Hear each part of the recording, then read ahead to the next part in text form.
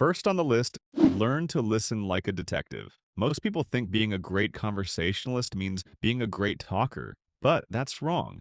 The best conversationalists are actually the best listeners, not passive listeners, active ones. They don't just hear what's being said, they notice things.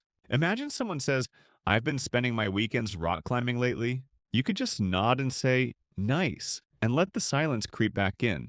Or you could say, whoa, rock climbing? That sounds intense. Do you do indoor or outdoor? Then maybe, what got you into it? Ever had a scary moment on a climb? Boom. A whole conversation opens up. Just like that. Listening isn't about being silent until it's your turn to talk. It's about digging into what the other person is giving you and feeding it back in a way that deepens the connection. Every sentence someone gives you is a potential rabbit hole. The trick is learning to chase it down without making it feel like an interview. Be curious. Ask open-ended questions.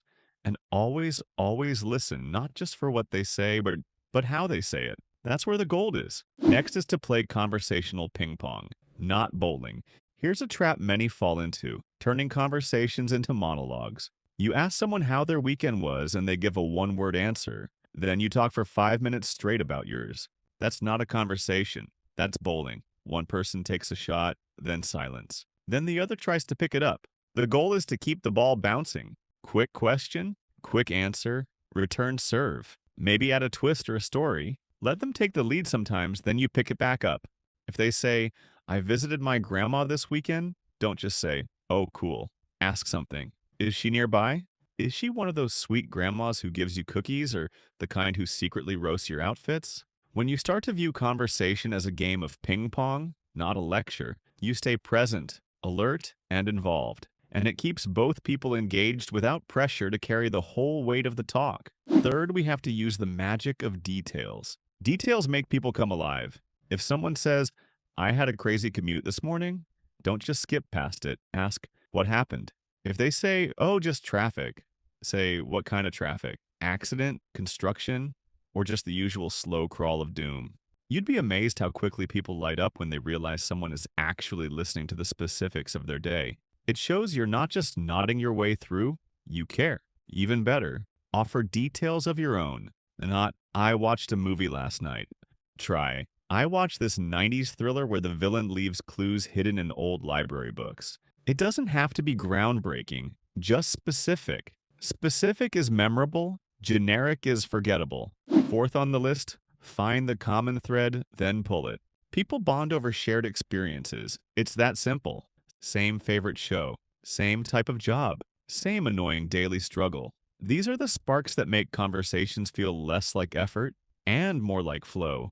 But finding those common threads isn't always obvious. It takes a little work, a few questions, a few chances. Let's say you're chatting with someone and they mention they've been tired lately. Don't stop there.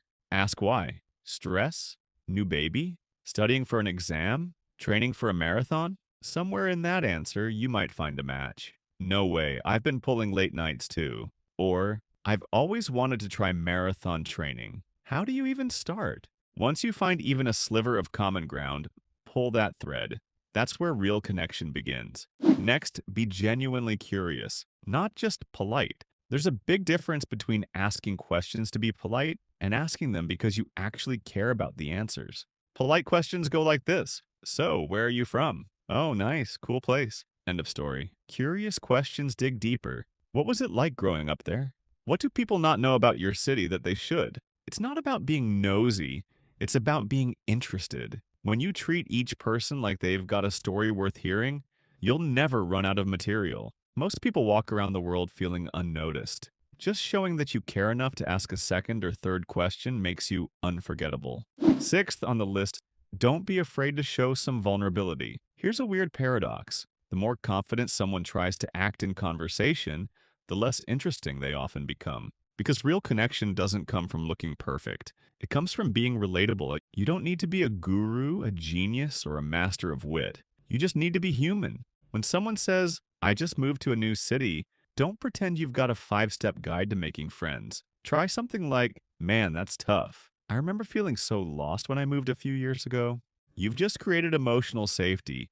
And once that exists, the conversation deepens fast. 7. Know when to let the silence breathe. Here's a tip you don't hear often. Silence isn't the enemy. Sometimes a brief pause in conversation isn't awkward. It's natural. People need a second to think, reflect, sip their drink, or even just breathe. You don't have to fill every second with sound. In fact, the best conversations often have rhythm.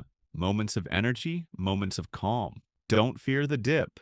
Just stay present. Most of the time, the conversation picks right back up. Eighth on the list, give honest compliments that spark stories. Forget robotic compliments like nice shirt or cool shoes. Instead, use compliments as conversation starters.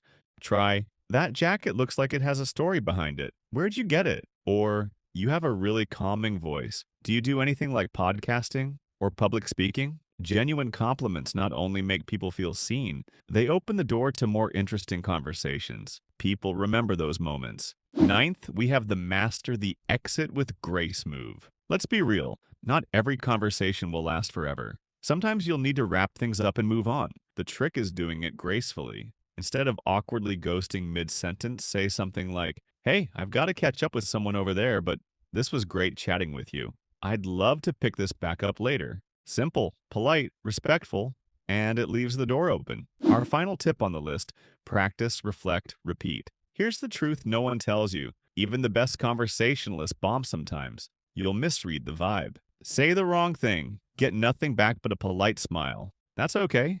The key is reflection. What worked? What didn't? What did you notice about their reactions? Like any skill, growth comes through reps. Every conversation is a chance to tweak your timing, tone, and curiosity. And if all else fails, smile, listen, and keep asking better questions. Which of these tips most intrigued you? Let us know in the comments below, and don't forget to like and subscribe if you would like more videos like this.